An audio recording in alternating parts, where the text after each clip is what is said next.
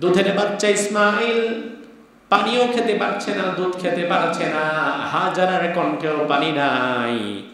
এমন অবস্থায় মাও কাঁদে, বাচ্চাও কাঁদে, পানির জন্য কাঁদছে। খাবার তো পরের বিষয়, সাথে তো কোনো পানি নাই। মা হাজারা আলাইহিস সালাম ইসমাইলের কান্না সহ্য করতে না পেরে পানির সন্ধান করার জন্য একবার ডান দিকে যায়, একবার বাম দিকে যায়, একবার সাফা পাহাড়ের দিকে দৌড়ায়, একবার মারওয়া পাহাড়ের দিকে দৌড়ায়, একবার সাফায় যায়, একবার মারওয়ায় যায়। আল্লাহ রাব্বুল আলামিন ওই দিন মা হাজারার এই দুই পাহাড়ের মধ্যে দৌড়াদৌড়ি করার অবস্থাতে এত ভালো লেগেছেন, কিয়ামত পর্যন্ত হাজীদের জন্য সাফা মারওয়ায় 7 বার এই তাওয়াফ করা, দৌড়ানোটাকে আল্লাহ আবশ্যক করে দিয়েছে। এখন আপনি যদি উমরায় যান, হজে যান, সাফা মারওয়ায় 7 বার সাই করতে হবে না? দৌড়াইতে হবে না? এটা সারা থাকতে পারবেন? আল্লাহ রাব্বুল আলামিন বলেন, ইন্নাস সাফা ওয়াল মারওয়াতা মিন শাআইরিল্লাহ ফামান হাজ্জাল বাইতা আও ইতামারা ফালা জুনাহা আলাইহি আন ইয়াতাওয়াফা বিহিমা ওয়া মান তাতাওয়া খায়রান ফাইন্নাল্লাহা শাকিরুন আলীম। সুবহানাল্লাহ। সাফা মারওয়া আল্লাহ বলছেন এটা আমার নিদর্শনের অন্যতম একটা নিদর্শন। তোমরা যারা হজ করবা অথবা উমরা করবা, তোমরা অবশ্যই এই দুই পাহাড়ে সাই করবা, দৌড়াবা, যেমন দৌড়িয়েছিলেন ইসমাইলের মা হাজার। সুবহানাল্লাহ। দৌড়াতে দৌড়াতে ক্লান্ত, পানি নাই, কোন মানুষ নাই, কিচ্ছু নাই, একটা পাখি পর্যন্ত নাই। অতঃপর আল্লাহ সুবহানাহু ওয়া তাআলা একজন ফেরেশতা পাঠালেন, সেই ফেরেশতার নাম জিবরিল। কি নাম? জিবরিল। সাহিহ বুখারী 3364 নাম্বার হাদিস। আল্লাহর হাবিব বলেন, ফাজা আল মালাক ফাদারাবা বিআকিবিহি আও ক্বালা বিজানাহি হাত্তা তাহারা আল মা। জিবরিল এলেন, সে তার পা অথবা পাখা এই দুটির একটি হবে, এই দুটির যে কোনো একটি দিয়ে জমিনে ঘর্ষণ করলেন, যেখানে ঘষা দিলেন সেখান থেকে পানির ফোয়ারা বের হতে লাগলো। যদিও আমাদের দেশে একটা প্রচলিত হচ্ছে ইসমাইলের পায়ের ঘর্ষণে এটার সৃষ্টি। এই তথ্যটা শুধুমাত্র কিছু ঐতিহাসিক এবং গল্পকারদের উল্লিখিত একটা মত।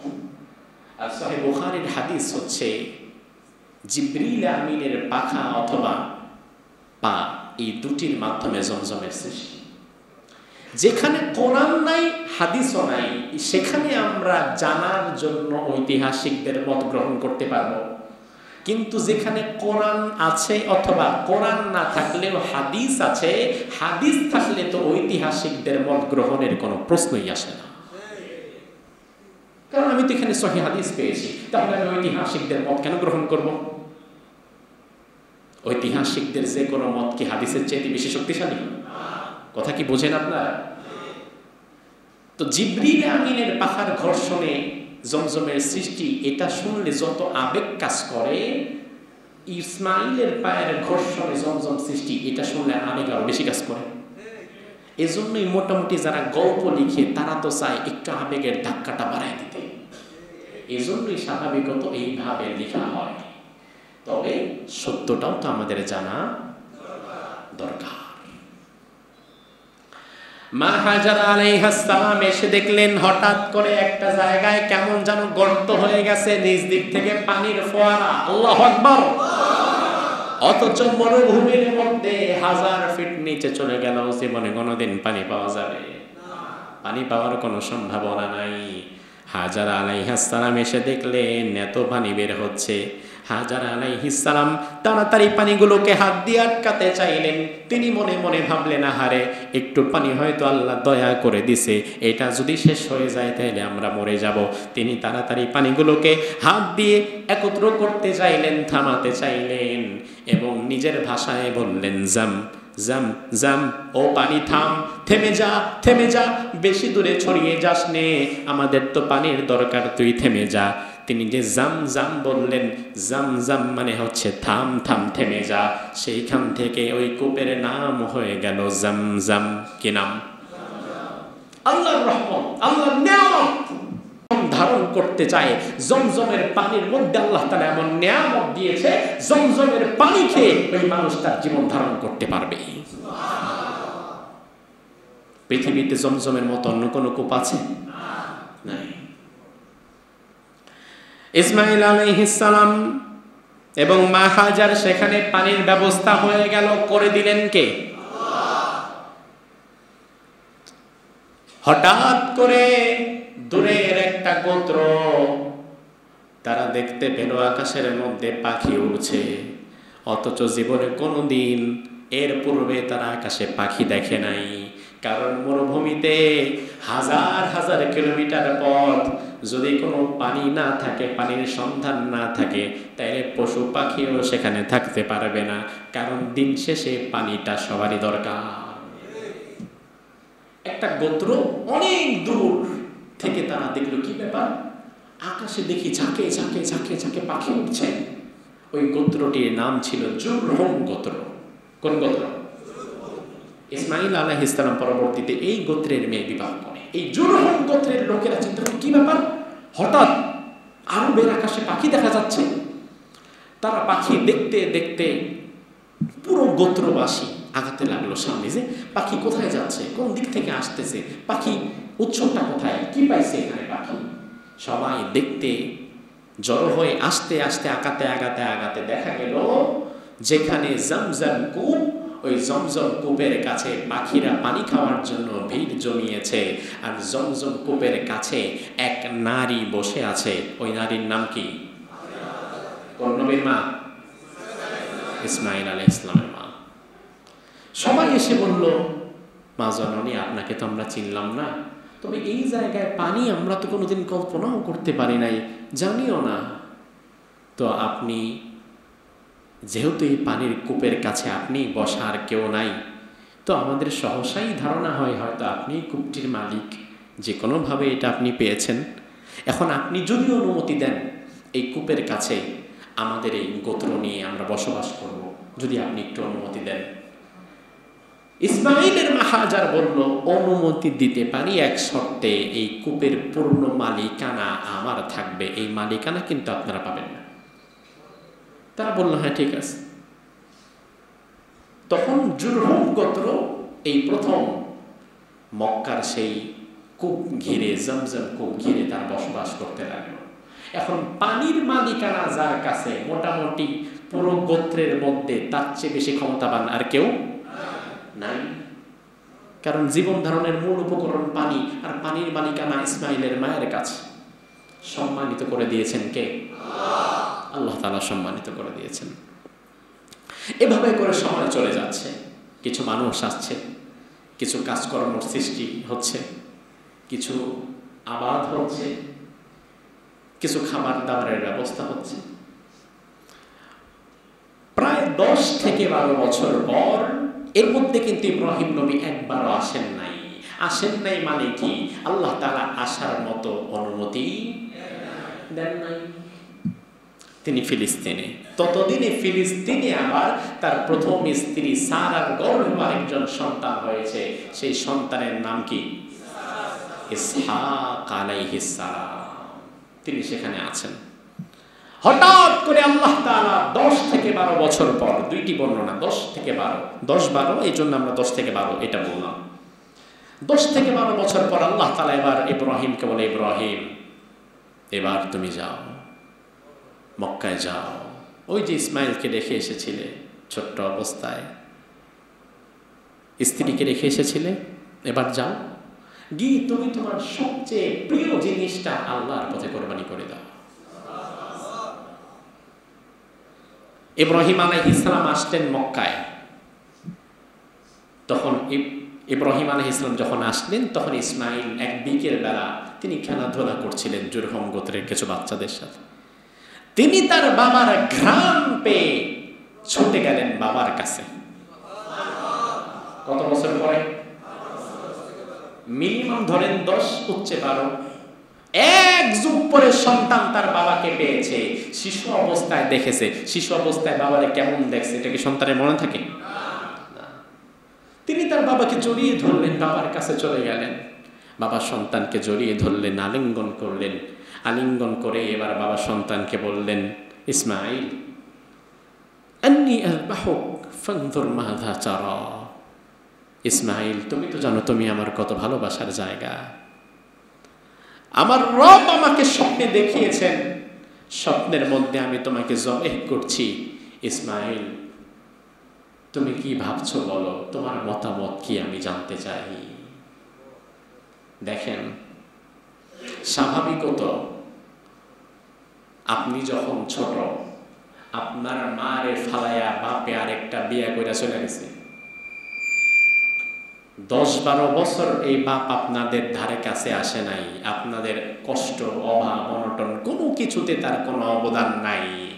এই বাপ তো বৃদ্ধ অবস্থায় সন্তানের কাছে কিছু চাইতে আসলে পাবেই তো না, উল্টা মাইর খাওয়ার সম্ভাবনা আছে। এটা কি স্বাভাবিক না? আমার জীবনে তোর কোনো অবদানই নাই, জন্ম দিয়ে চলে গেলি, জন্ম দিয়েই চলে গিয়েছিস, আমার মারে ফালাই দিছিস, আমার মা কত কষ্ট করে করে আমারে মানুষ করছে, আর তুমি সারা জীবন মজ মাস্তি করে শেষ বয়সে আসছো আমার কাছে না। এটা স্বাভাবিক মানসিকতা, কারণ আমার জীবনে যার কোনো অবদান নাই তার প্রতি আমার হৃদয় কাঁদে না। 12 বছর ইব্রাহিমের কোনো অবদান তো আমার জীবনে নাই, ফেলে দিয়ে আসছেন 1500 কিলোমিটার দূরে, যেখানে ঘর বাড়ি পানি কিচ্ছু নাই, এখন আসছেন আইসাই বলতেছেন আমরা জবাই করবেন। আপনি দেখেন, আল্লাহ বললেন, ইব্রাহিম আমি তো তোমার এমন সন্তান দিব, বেগুলামিন হালিম, এত ধৈর্যশীল আর সহনশীল সন্তান দুনিয়াতে তুমি আর দেখো নাই। আমাদের মতো হইলে বাপরে দৌড়ানি দিত, আর ইসমাইল এমন সন্তান 12 বছর পর বাবারে দেখে বাবার কোলে এসে বলল, বাবা ইফআল মা তুমার, আপনার রব আল্লাহ আপনারে যা স্বপ্নে দেখিয়েছে আপনি তা করে ফেলেন, আমার কোনো আপত্তি নাই। এই কথা বলা ওই মুহূর্তে একজন বাচ্চার জন্য সহজ কখনোই না। এই আলোচনা আমরা কোরবানিতে করি, এই জন্য এই আলোচনা আমরা সামনে আগালাম না। এই আলোচনার শেষ কি এটাও আপনারা জানেন, ইসমাইলের আর কোরবানি হলো না, আল্লাহ তাআলা ওয়াফাদাইনাহু বিযিবহিন আযীম, জান্নাতে একটা দুম্বা তার বদলে পাঠিয়ে দিয়েছেন। এজন্য এই অংশটা এখানে আমরা স্কিপ করে দিলাম। পরবর্তী অংশ, ইসমাইল আলাইহিস সালামের বয়স 20 থেকে 25 বছর। কত বছর? বিয়ে করার দরকার না? দরকার কি না? ইসমাইল আলাইহিস সালাম বিয়ে করলেন জুরহুম গোত্রের একটা নারীকে। ওই যে জুরহুম গোত্র পানির জন্য এখানে এসে বসবাস করা শুরু করেছিল, ওই জুরহুম গোত্রের একটা নারীকে তিনি বিবাহ করলেন। বাবা ইব্রাহিম কিন্তু কাছে নাই, ইসমাইল এবং তার মা মক্কায়। বাবা ইব্রাহিমের আরেক পরিবার নিয়ে তিনি কোথায়? কোথায়? ফিলিস্তিনে। বিবাহের বেশ কিছুদিন পর একদিন হঠাৎ বাবা ইব্রাহিম চলে এলেন। ইব্রাহিম আলাইহিস সালাম মক্কা নগরীতে ইসমাইলের ঘরের ঠিকানায় চলে এলেন। ঘটনা চক্রে যেই মুহূর্তে এসেছিলেন সেই মুহূর্তে ইসমাইল আবার ঘরে নাই। ইব্রাহিম আলাইহিস সালাম ঘরের দরজায় নক করলেন, ভেতর থেকে আওয়াজ এলো নারী কণ্ঠে, কে? ইব্রাহিম আলাইহিস সালাম বললেন, আমি একজন বৃদ্ধ মুসাফির,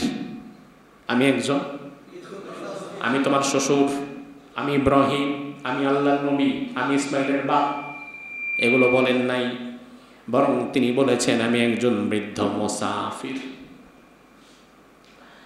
ইব্রাহিম আলাইহিস সালাম এই পরিচয় দিয়ে এবার জিজ্ঞেস করলেন, মা তোমার স্বামীর নাম কি? ইসমাইল বলে, জি। তো তোমার স্বামী কেমন আছে? কয় আছে, চলে কোনো মতে। তোমরা কেমন আছো? কয় খুব একটা সুবিধার না। কেন মা, কি হয়েছে? দেখেন না সংসারে অভাব, এটা নাই সেটা নাই, নুন আনতে পান্তা ফোড়ায়, টাকা নাই পয়সা নাই। টাকা পয়সা থাকলে কি আর আমার স্বামীর প্রত্যেকদিন কাজে যাওয়া লাগতো? এই যে আপনি আসছেন ওই মানুষটার খোঁজে, ওই মানুষটাতে এখনো জঙ্গলে কোনো না কোনো কাজ করতেছে। এটাই প্রমাণ করে দুনিয়ার বড় বড় নবীরা শুধু হাদিয়া তোহফা পায়া খায় নাই, তারা নিজেরা পরিশ্রম করে কাজ করেছে। একটা খানকা শরীফ খুলে শুধু আমার হাদিয়া দিবেন, আমার আর নিজের কোনো কাজ নাই, এমন করে খাইছে? ইব্রাহিম আলাইহিস সালাম বললেন, মা তোমরা কি ভালো নাই? কয় না, ভালো নাই, অনেক কষ্টে আছি, আমার স্বামী আমার সব আবদার পূরণ করতে পারে না।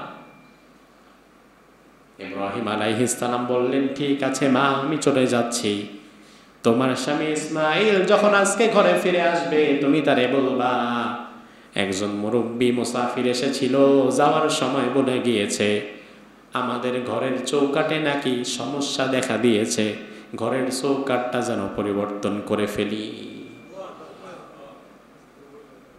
ওই মহিলা কয়, না চৌকাট তো ঠিকই আছে। কয় না, তুমি বললো তারপরও ঠিক আছে, মুরব্বী মানুষ, কাঠ সম্পর্কে হয়তো আপনার ধারণা ভালো, তা আমি সব বুঝি না, আসলে বলবো নি, জান। চলে গেলেন। ১,৫০০ কিলোমিটার সফর করে এসেছে, একটু বসতেও বললো না, একটু এক গ্লাস পানিও দিল না, যান চলে যান। চলে গেলেন। সন্ধ্যার দিকে ইসমাইল আলাইহিস সালাম আসলেন, আসার পরেই পরিচিত একটা গন্ধ পেলেন নাকে, যেই গন্ধ তিনি শিশুবেলায় পেয়েছিলেন। ওই গন্ধ পাওয়ার পরে প্রথমে বললেন, কি ব্যাপার, কেউ এসেছিল নাকি? বলে, হ্যাঁ একজন মুরব্বী আসছিল, মুসাফির মানুষ। বলে, আচ্ছা মুরব্বী এসে তোমারে কি জিজ্ঞেস করছে? বলছে, আমরা কেমন আছি না আছি তুমি কি বলছো? আমি যেটা বাস্তবতা ওটাই বলছি, খুব একটা তো ভালো নাই, অভাব অনটন অমুক তমুক নানান কথা। ইসমাইল আলাইহিস সালাম বললেন, আচ্ছা ঠিক আছে, অভিযোগ করেছো তার কাছে, সমস্যা নাই। ওই মুরব্বী মুসাফির যাওয়ার সময় কোনো কিছু বলে গিয়েছে নাকি? আর কোনো কথা ছিল কিনা? ওই নারী বলল, হ্যাঁ ওই মুরব্বী যাওয়ার সময় বলল আমাদের ঘরের চৌকাটে নাকি কোনো সমস্যা দেখা দিয়েছে, আমরা যেন এটা পাল্টিয়ে ফেলি। এবার ইসমাইল আলাইহিস সালাম চোখের পানি ছেড়ে দিয়ে বলে, আহারে অভাগিনী, তোর তো কপাল পড়ে গেছে রে, তুই আমার বাবা ইব্রাহিম রে চিনতে পারিস নাই। আমার বাবা ইব্রাহিম আজ যেই মুসাফির তোর ঘরে এসেছে অন্য কেউ নয়, ১,৫০০ কিলোমিটার পথ পাড়ি দিয়ে আমার খবর নেয়ার জন্য আমার বাবা এসেছে। তিনি আর কেউ না, তিনি আল্লাহর সর্বশ্রেষ্ঠ খলিল ইব্রাহিম। আমার বাবার কাছে তুমি অভিযোগ করলা এই নাই সেই নাই অমুক নাই তমুক নাই, আমার বাবা বুঝে ফেলেছে তুমি আসলে কেমন। আমার বাবা যাওয়ার সময় ঘরের চৌকাট পাল্টাতে বলেছে, এটা আমার ঘরের বানানো চৌকাট না, এটা মূলত আমার জীবনেরই একটা অংশ, মানে তুমি। আমার বাবা মূলত তোমাকে ছেড়ে দেওয়ার জন্য আমার আদেশ দিয়ে গিয়েছে, আমি আবার বাবার কথা অমান্য করতে পারবো না, আমি এই মুহূর্তেই তোমারে তালাক দিয়ে দিলাম। এমন অসংখ্য স্ত্রী, ইসমাইলের প্রথম স্ত্রীর মতো অসংখ্য স্ত্রী এই জামানায়ও আছে, যারা স্বামীর অভাব অনটন, ঘরের খুঁটি নাটি খবর দবর বাইরের মানুষের কাছে গিয়ে করব। আল্লাহ লানত। রাসূল বলেন, যেই নারী ঘরের যাবতীয় সমস্যা বাহিরের মানুষের কাছে গিয়ে বলে বেড়ায়, তার কোনোদিন কল্যাণ এবং বরকত হবে না। স্বামীর দোষ ত্রুটি বিচ্যুতি ঘরের যাবতীয় খবর বাহিরের কাছে গিয়ে সারাদিন পেশা পায়, এমন নারী নাই? আমার মা বোনেরা, এই আওয়াজ যদি আপনাদের কারো কাছে যায়, আল্লাহর ওয়াস্তে পরিবর্তন হয়ে যান। কারণ আল্লাহ বলছেন, হুন্না লিবাসুল লাকুম ওয়া আনতুম লিবাসুল লাহুম, তোমরা তো একে অপরের পোশাকের মতো, তোমরা স্বামী স্ত্রী একে অপরের পোশাকের মতো। একে অপরের পোশাক মানে কি? ধরুন আমার শরীরের ঠিক এই জায়গায় একটা কালো দাগ আছে, হয়তো ছোটবেলায় আগুনে পড়ে গেছিল কিংবা একটা ফোড়া হয়েছিল, এই জায়গাটা দেখতে খারাপ দেখা যায়, বিরাট একটা কালো দাগ। আমার পোশাকটা আমার এই কালো দাগটাকে ঢেকে দিয়েছে। একজন স্বামীর হাজারো অপরাধ দোষ ত্রুটিগুলো যে স্ত্রী ঢেকে দেয়, সেই তো পোশাক, সেই তো পোশাক। আর এমন পোশাক তো দরকার নাই যে পোশাক পরার পর ল্যাংটা দেখা যায়।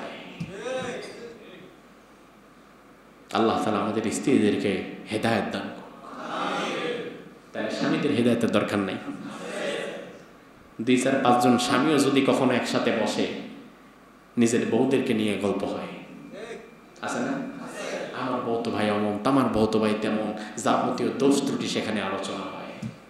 সাহাবায়ে কেরাম নিজের স্ত্রীর নামটা পরপুরুষের সামনে নিতেন না, এটা গায়রাত, এটা ব্যক্তিত্ব।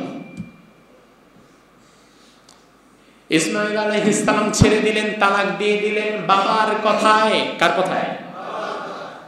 আহারে, বাবার কথায় ইসমাঈল তার বউকে তালাক দিতে পারে। আর এমন একটা যুগে আমরা চলে এসেছি যে জামানায় বউয়ের কথায় সন্তান তার মা বাবারে তালাক দিতে পারে। উল্টা গেছে। ইসমাঈল আলাইহিস সালাম আরেক নারীকে বিবাহ করলেন। কিছুদিন পরে ইব্রাহিম আবার চলে এলেন। ওই দিনও ঘটনাক্রমে ইসমাঈল আলাইহিস সালাম বাড়িতে ছিলেন না। ইব্রাহিম আলাইহিস সালাম এসে ঘরের দরজায় নক করলেন। আবারও নারী কণ্ঠে আওয়াজ আসলো, তবে ভিন্ন এক নারী কণ্ঠে। ইব্রাহিম আলাইহিস সালাম বললেন, মা তোমার স্বামী কোথায়? বলল, কাজে গিয়েছে। আপনি কে? আমি এক মুসাফির বৃদ্ধ মানুষ। ওই নারী বলল, আচ্ছা ঠিক আছে বাবা, আপনি একটু দাঁড়ান, আমি তো আপনারে চিনি না, আপনি একটু বসেন, আমি আপনার পাটা একটু ধুয়ে দেই। ওই নারী পর্দার সহিত পানি নিয়ে বের হলো ইব্রাহিম আলাইহিস সালামের খেদমত করার জন্য। যত সামান্য যা ছিল তা দিয়ে আপ্যায়ন করার চেষ্টা করলো, যেন কোনো বেয়াদবি না হয়। ইব্রাহিম বললেন, মা তোমরা কি ভালো আছো কিনা? ওই নারী বলল, আলহামদুলিল্লাহ, আল্লাহ অনেক ভালো রেখেছেন, আল্লাহ যেমন রেখেছেন আমরা তেমনই সন্তুষ্ট। আমার স্বামী সারাদিন বাহিরে পরিশ্রম করে, কাজ করে, দিন শেষে ঘরে যতটুকু যা নিয়ে আসে তাতেই আমরা চলে যাচ্ছি, আমরা খুশি আছি, আলহামদুলিল্লাহ, আমাদের কোনো অভিযোগ নাই। ইব্রাহিম আলাইহিস সালাম এবার দেখলেন, আলহামদুলিল্লাহ, আমার সন্তান ইসমাঈল একজন নেককার স্ত্রী পেয়েছে। তিনি বললেন, মা আমি চলে যাচ্ছি, আবার বেশি সময় নেওয়ার অবকাশ এখন নাই, আমি অনেক দূরে চলে যাব। তবে তোমার স্বামী ইসমাঈল আজকে যখন আসবে তুমি তারে বলে দিবা এইবারের ঘরের চৌকাঠটা যেন আর কোনোদিন সে না পাল্টায়। ইসমাঈল আলাইহিস সালাম এলেন, যাবতীয় শুনে তিনি বললেন, আলহামদুলিল্লাহ, আজকে যেই মুসাফির তোমার ঘরে এসেছে তিনি সাধারণ কোনো মানুষ না, তিনি জামানার সর্বশ্রেষ্ঠ আল্লাহর পয়গম্বর ইব্রাহিম খলিল, আমার বাবা, তোমার শ্বশুর। তিনি দোয়া করে দিয়েছেন তুমি যেন আমার বধূ হিসাবে আজীবন থাকো। আমি ইসমাঈল আজকে বললাম তুমি জান্নাতেও আমার স্ত্রী হিসাবে থাকবা। এই ঘটনা থেকে আমাদের জন্য শিক্ষণীয় কিছু নাই? এরপরে আল্লাহ রাব্বুল আলামিন একদিন ইব্রাহিম আলাইহিস সালামকে আদেশ করলেন, আবার মক্কায় যাও, তুমি আর তোমার পুত্র ইসমাঈল দুইজন মিলে আমার কাবা ঘরটাকে আবার পুনর্নির্মাণ করে দাও। তিনি ইসমাঈলের বিবাহের পরে তিনি আরেকবার মক্কা এসেছিলেন কাবা ঘর পুনর্নির্মাণের জন্য। পুনর্নির্মাণের কারণ হচ্ছে কাবা ঘর কিন্তু আউয়ালা বাইত উযিয়া লিন-নাস, গোটা পৃথিবীতে প্রথম যে ঘরটা নির্মাণ হয়েছিল ওই ঘরটার নামই কাবা। ওই ঘরটার নাম কাবা। কাবার আগে পৃথিবীতে কোনো ঘর ছিল না। পুনর্নির্মাণের প্রয়োজনের জন্য হয়েছিল। এর পূর্বে নূহ আলাইহিস সালামের সময় যখন গোটা পৃথিবী প্লাবনে তলিয়ে গিয়েছিল তখন কাবা ঘরটাও তলিয়ে যায় এবং সেই ঘরটা বিভিন্ন জায়গায় অংশগুলো খসে খসে প্রায় নিশ্চিহ্ন হয়ে যেতে লাগছিল। কোনো মানুষ জানতই না যে ওখানে কাবা আল্লাহর ঘর। আল্লাহ তাআলা ইব্রাহিমকে চিনিয়ে দিলেন, ঠিক এই জায়গাটার মধ্যেই আমার ঘর, তুমি খণ্ড বিখণ্ড কিছু অংশ দেখতে পাবা। তুমি আর তোমার পুত্র ইসমাঈল তোমরা দুজন মিলে, বাপ বেটা মিলে গোটা বিশ্ববাসীর জন্য কাবা ঘরটাকে আবার দাঁড় করিয়ে দাও। ইব্রাহিম আলাইহিস সালাম গেলেন।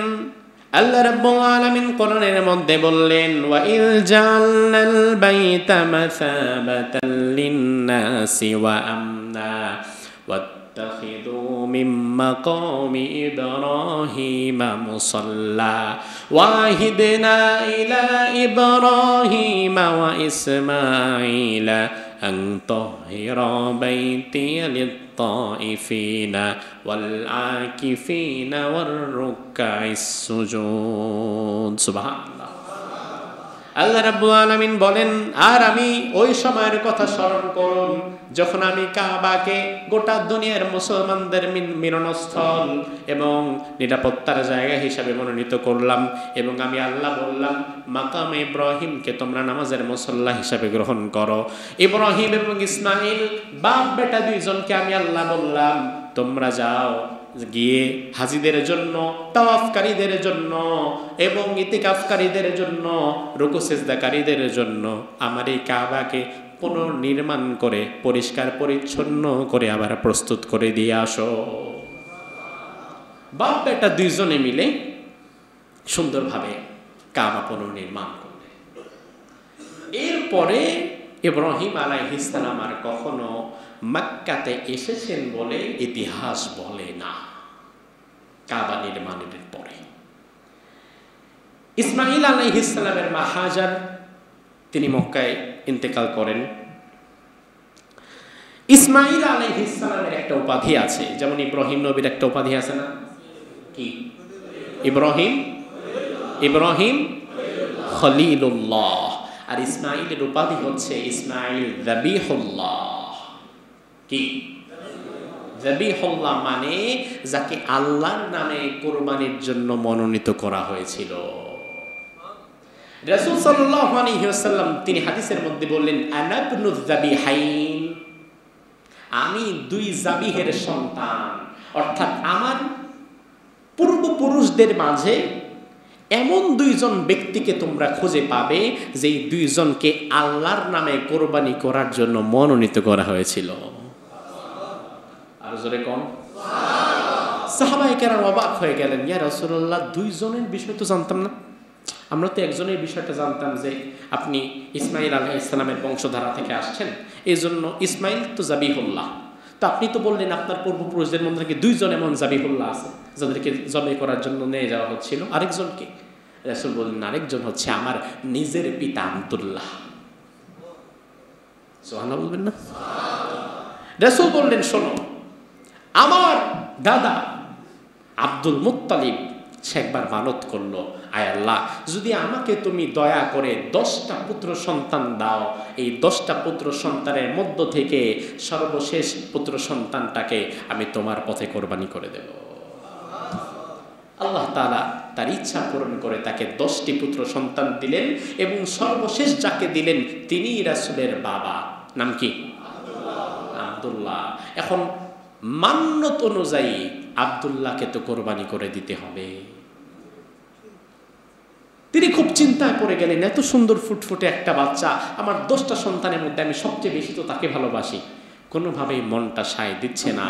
আবার মানত করে ফেলেছে, কথা দিয়ে ফেলেছে, কথার জবানের উপর খেলাফ করতে পারবে। তখন তিনি স্বপ্নে দেখলেন, ঠিক আছে এক কাজ করো, তোমার ছেলে আব্দুল্লাহর নামটা একটা খাতার মধ্যে লিখো, আর অপর পৃষ্ঠায় তুমি 10টা উট এটা লিখো সংখ্যা, এরপরে লটারি করো, যদি আব্দুল্লাহর নাম আবারও আসে তাহলে উটটা 10টার থেকে 20টা বানায়, আবার লটারি করো, যদি আবার আব্দুল্লাহর নাম আসে তাহলে উটটা 20-এর জায়গায় 30টা করে দাও, আবার লটারি করো। এইভাবে যতক্ষণ না লটারিতে উটের নাম না আসবে তুমি উটের সংখ্যা 10 করে বাড়াতে থাকবা। যখনই উটের নাম আসবে উট কোরবানি করে দিবা, তোমার ছেলে বেঁচে যাবে। আল্লাহ তাআলা তো তার ঘর থেকে আখেরি নবীকে নিয়ে আসবেন, তাহলে বাপের আগে মরে গেলে চলবে? দাদা আব্দুল মুত্তালিব লটারি করলেন, 10, 20, 30, 40, 50 উট চলে যাচ্ছে, আব্দুল্লাহর নাম আসে না। অবশেষে 100টা উট যখন পূর্ণ হলো তখন লটারিতে উটের নাম আসলো। রাসূলের দাদা আব্দুল মুত্তালিব নিজ হাতে 100 উট কোরবানি করে আল্লাহর পথে সদকা করে দিলেন। এই জন্যই রাসূল বলেন আমি দুই যাবিহের সন্তান। সুবহানাল্লাহ। ইসমাইল আলাইহিস সালামের আরেকটি গুণাবলীর কথা কোরআন আমাদেরকে জানিয়েছে, ওয়াযকুর ফিল কিতাবি ইসমাইল ইন্নাহু কানা সাদিকাল ওয়া'দ। অর্থাৎ ইসমাইলের কথা স্মরণ করো। ইসমাইলের আরেকটা চমৎকার গুণাবলী ছিল, কাউকে যদি কথা দিত, ওয়াদা দিত, ওয়াদা কোনোদিন বরখেলাফ করত না। এটা স্বাভাবিক দুই নবীদের গুণ, কিন্তু ইসমাইলের বিষয়ে এটা আল্লাহ তাআলা আলাদা জোরালো ভাবে বলেছেন। তার কারণ কি? তার কারণ মুফাসসিরগণ বলেন, ইসমাঈল একদিন এক ব্যক্তি হঠাৎ ইসমাঈলকে রাস্তায় পেয়ে বলল, হুজুর একটু দাঁড়ান, আমার একটা গুরুত্বপূর্ণ কথা আছে, একটু বলি। ইসমাঈল বলল, ভাইরে এখন তো আমার সময় খুব কম, বাড়িতে যেতে হবে, আপনি আগামীকাল আসরের নামাজের পরে ঠিক এই গাছটার নিচে চলে আসবেন, আগামীকাল বিকালবেলা এই গাছের নিচে চলে আসবেন, ওখানে আপনাকে আমি এই কথাটার উত্তরটা জানায় দেব, আমি আসব। ইসমাঈল আলাইহিস সালাম তার কথা মোতাবেক পরের দিন বিকেলবেলা সেই গাছের নিচে চলে গেছে। ওই লোক আর আসে না, লম্বা সময় কয়েক ঘন্টা সেখানে বসে রাত্রে বাড়ি ফিরেছে। পরের দিন আবার সকালে কাজ টাজ করে আবারও যথারীতি বিকেলবেলা ওই গাছের নিচে চলে গেছে। অথচ প্রয়োজনটা কিন্তু তার না, প্রয়োজন হচ্ছে ওই ব্যক্তির, কিন্তু তিনি যেহেতু কথা দিয়েছেন তিনি সেখানে চলে যাচ্ছেন। এভাবে একদিন দুই দিন না, লাগাতার 1 মাস ইসমাঈল আলাইহিস সালাম ওই ব্যক্তিকে দেওয়া কথা রক্ষার্থে প্রতিদিন বিকেল বেলা ওই গাছের নিচে গিয়ে বসে থাকতেন। অর্থাৎ ওয়াদা যেন কোনোভাবে বরখেলাফ না হয়। সুবহানাল্লাহ। ইসমাঈল আলাইহিস সালামের জীবনের সর্বশেষ বিষয় হচ্ছে, ইসমাঈল আলাইহিস সালামের 12 জন পুত্র সন্তান ছিল। কয়জন? 12 জন। তাফসীর ইবনে কাসির প্রণেতা বলেন, ওয়াকানা লি ইসমাঈল মিনাল ওয়ালাদি 12 ওয়ালাদান যাকারান। ইসমাঈলের কোনো কন্যা সন্তান ছিল না, তার পুত্র সন্তানের সংখ্যা ছিল 12 জন। কতজন? 12 জন। ওয়া মাতা ইসমাঈল বিমক্কাহ ওয়া দুফিনা বিল হিজরি মা উম্মিহি হাজার। এবং ইসমাঈলের মৃত্যু হয় মক্কাতে, তাকে দাফন করা হয় তার মা হাজারার পাশে হিজর অঞ্চলে। এই যে ইসমাঈলের 12 পুত্র, এই 12 পুত্র থেকে আরবের 12টা গোত্রের সৃষ্টি হয়। ওই আরবের 12 গোত্রের একটা গোত্র কুরাইশ, যেই গোত্র থেকেই পৃথিবীতে আগমন করেন মুহাম্মাদুর রাসূলুল্লাহ। এই জন্য রাসূল এবং রাসূলের অনুসারী আমরা যারা, আমাদেরকে বলা হয় বানু ইসমাঈল। আমাদেরকে কি বলা হয়? ভালো করে বোঝেন, আমাদেরকে কি বলা হয়? কারণ আমরা ইসমাঈলের অনুসারী, ইসমাঈলের মধ্য থেকে আমাদের নবী এসেছে। আর ইব্রাহিমের আরেক পুত্র যে ইসহাক, তার পুত্র ইয়াকুব, ওই ইয়াকুবের একটি নাম ইসরাঈল। এই জন্য ইসহাকের সিলসিলায় যারা পৃথিবীতে এসেছে তাদেরকে বলা হয় বানু ইসরাঈল। তাদেরকে কি বলা হয়? তাহলে ইব্রাহিমের 2 পুত্র, ইব্রাহিমের 2 পুত্র ইসমাঈল এবং ইসহাক। ইসহাক আলাইহিস সালামের সিলসিলা থেকে যারা এসেছে তাদেরকে বলা হয় বানু ইসরাঈল। সেখান থেকে ইহুদি সম্প্রদায়ের সৃষ্টি হয়েছে, সেখান থেকে খ্রিস্টান সম্প্রদায়ের সৃষ্টি হয়েছে। এইখানকার অনুসারীরা বিভিন্নভাবে আজকে ইসরায়েল তারা গঠিত করেছে। আর মুহাম্মাদুর রাসূলুল্লাহ সহকারে আমরা যারা আছি, আমরা হচ্ছে ইসমাঈলের বংশধারা থেকে। এজন্য তারা বনু ইসরাঈল আর আমরা বনু ইসমাঈল। আমরা কি? বনু ইসমাঈল আর তারা ইসরাইল। এখন ঝামেলাটা ফিলিস্তিন নিয়ে ঝামেলা, ইহুদি খ্রিস্টান আর মুসলমানের কনফ্লিক্টের জায়গাটা 1 মিনিটে বুঝে যান। সংঘর্ষের জায়গাটা হচ্ছে ইহুদি খ্রিস্টানদের দাবি হচ্ছে পৃথিবীতে বনু ইসরাইলের যে বংশ, এই বংশে পৃথিবীতে হাজার হাজার নবী এসেছে। কোরআনে কারিমের উল্লিখিত অধিকাংশ নবী ওই বংশধারা থেকে। ঐতিহাসিকগণ বলেন বনু ইসরাইলে নবীর সংখ্যা ছিল প্রায় 10,000। এক বংশে আল্লাহ 10,000 নবী দিয়েছেন। কয় হাজার? আর বনু ইসমাঈলে আল্লাহ তাআলা কোনো নবী দেয় নাই। ইসমাঈল আলাইহিস সালামের দ্বারা যে 12 গোত্র এসেছে, 2,500 বছরে এখানে কোন নবী আসে নাই। অথচ 2,500 বছরে বনু ইসরাইল নবী পাইছে 10,000। আর বনু ইসমাঈলে একজন নবীও আল্লাহ দেয় নাই। তার কারণ আল্লাহ বলছে, তোরা ধৈর্য ধর, এত নবী দেওয়া দরকার নাই, তোদেরকে সর্বশেষ আখিরি নবী আমি আল্লাহ উপহার দিয়ে দেব। ওই নবী হচ্ছে মুহাম্মদ সাল্লাল্লাহু। এখন ইহুদি খ্রিস্টানদের সংঘর্ষের জায়গা হচ্ছে, আমরা এত বড় বড় নবী যেহেতু পেয়েছি, শেষ নবী পাওয়ার হকদার আমরা। শেষ নবী বনু ইসমাঈল হতে পারবে না, শেষ নবী হবে বনু ইসরাইলের। এখন শেষ নবী যেহেতু বনু ইসমাঈলের মধ্য থেকে হয়ে গেছে, এই জন্য তারা আর মানতে পারে। অথচ নবী কোন গোত্র থেকে হবে, কে নবী হবে, এটা দুনিয়ার মানুষ ঠিক করবে না আল্লাহ ঠিক করবে? কে ঠিক করবে? এখন আল্লাহ তাআলা ইসমাঈলের বংশধারা থেকে যদি আখেরি নবী দেয়, তাহলে দোষটা কি মানুষের? দোষটা কি মানুষের? সিদ্ধান্ত কার? সিদ্ধান্ত আল্লাহ। ইসমাঈল আলাইহিস সালামের জন্ম ফিলিস্তিনে, তার শেষ জীবন কাটলো মক্কা নগরীতে, এর মধ্য দিয়েই তার জীবন অতিবাহিত হয়ে গেল। আজকের আলোচনা সর্বশেষ, যেহেতু ফিলিস্তিন প্রসঙ্গে কথা এসেছে, আমরা দোয়া করি আল্লাহ প্রত্যেকটা জুমায় যখনই মনে পড়ে, জুমা ছাড়াও যখনই মনে পড়ে, আমরা আমাদের সেই ভাইদের জন্য দোয়া করি। তার কারণ হচ্ছে ওই ভাইদের জন্য দোয়া না করলে বিবেকের কাছে আমরা নিজেরা প্রত্যেকেই আসামি হয়ে যাব। আজ ফিলিস্তিনের গাজার মধ্যে যা হচ্ছে, দুনিয়ার কোন বর্বরতার নৃশংসতা এত পর্যায়ে চলে গিয়েছিল কিনা আমাদের জানা নাই। আইয়ামে জাহিলিয়ার মধ্যেও এত বর্বর খুনতির মানুষ হয় নাই। ফিলিস্তিনে অভুক্ত অল্প কিছু মানুষ, অল্প কিছু মানুষ মানে মাত্র 5 লক্ষ মানুষ, 5 লক্ষ মানুষকে সেখানে না খাইয়ে রেখে, না খাবার দিয়ে যেভাবে মারা হচ্ছে, একজন মানুষকে সরাসরি গুলি করে মেরে ফেলা যতটা কষ্ট, না খাইয়ে তিলে তিলে মারা তার চেয়ে 1000 গুণ বেশি কষ্ট।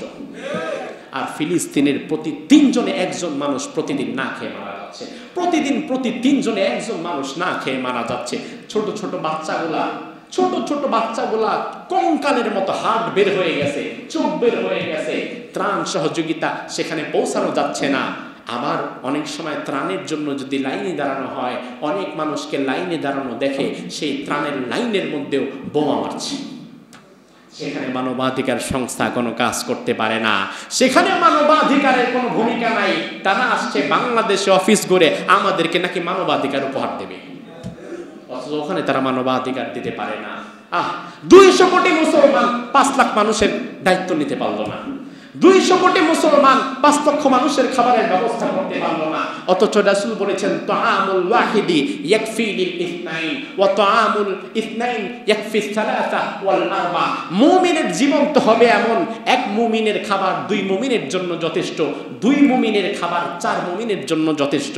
রাসূলের সেই হাদিস অনুযায়ী 200 কোটি মুসলমানের খাবার আজকে 400 কোটি মুসলমানের জন্য যথেষ্ট হওয়া দরকার ছিল। আর সেখানে 200 কোটি 5 লাখ মানুষের দায়িত্ব নিতে পারছে না। আল্লাহ তাআলার কাছে আমরা কি জবাব দিব আমরা জানি না। আল্লাহ তাআলা আমাদেরকে এই আযাব এবং গজব থেকে হেফাজত করুক, বলে আমিন।